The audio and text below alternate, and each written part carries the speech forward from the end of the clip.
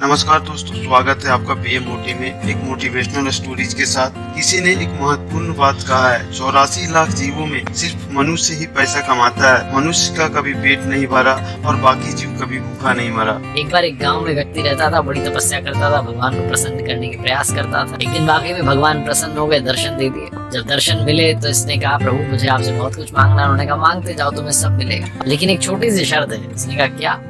भगवान ने कहा कि जो भी तुम्हें मिलेगा उसका डबल तुम्हारे गांव वालों को मिलेगा, 2 गुना मिलेगा। इस व्यक्ति ने कहा, ठीक है प्रभु। तो इसने पहली चीज मांगी, पहले देख तुम्हें। इसने कहा, मैं अभी और मांगूंगा, आप पहले एक काम तो कर दो। भगवान ने कहा, बताओ। इसने कहा, प्रभु मेरे 10 मंजिल का घर बन जाए, आलीशान सा, मजा आ जाए, महल बन जाए। भगवान ने कहा, तथास्तु। कमाल हो गया, इस व्यक्ति का 10 मंजिल का घर बन के तैयार हो गया, लेकिन पूरे गाँव में 20-20 मंजिल के घर बन गए।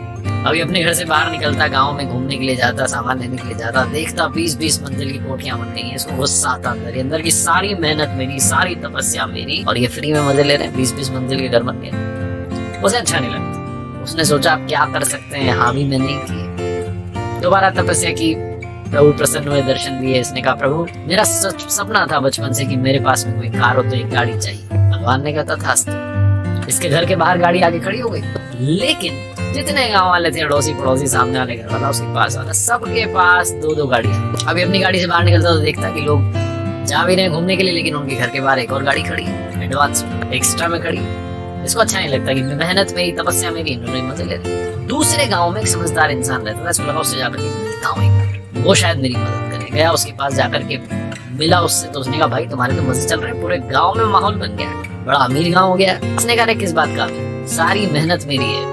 आप यकीन नहीं करोगे, भगवान को मैंने प्रसन्न किया, उन्होंने सब दिया है। मैंने उनसे एक मांगा, मुझे एक दिया, लेकिन बाकी वो 2-2 दे दिया है। मेरा दिमाग जो है खराब रहता है, मैं समझ नहीं पा रहा हूँ, खुशी नहीं मिल रही, क्या करूँ? उस समझदार आदमी ने, सो कॉल्ड जो विद्वान था, उसने आइडिया दिया कि काम करना, आपकी बार आए तो मांग लेना। भगवान प्रसन्न हुए, फिर से दर्शन दिए। इसने कहा, प्रभु मेरी एक आंख जो है गायब कर दो, मुझे अंधा कर दो एक आंख से। जो ये मांग रहा था मिल रहा था। भगवान ने कहा, तथास्तु। एक आंख से अंधा हो गया, लेकिन पूरा गाँव 2 आंखों से अंधा हो गया। अब जब ये बाहर निकला तो इसने देखा कि सब कुछ वैसा ही है, लेकिन गांव वालों के पास 2 आंखें नहीं है, जिसे इसमें प्रसन्नता मिलने लगी। इसने कहा, अब जाकर के आया मजा, अब बात जो है बराबरी की हुई। ये कहानी उस आदमी की नहीं, आपकी हमारी। हम भी इसी रेस में दौड़ रहे हैं कि हमारे पास जो है वो सबसे ज्यादा हो, बाकियों के पास कम हो।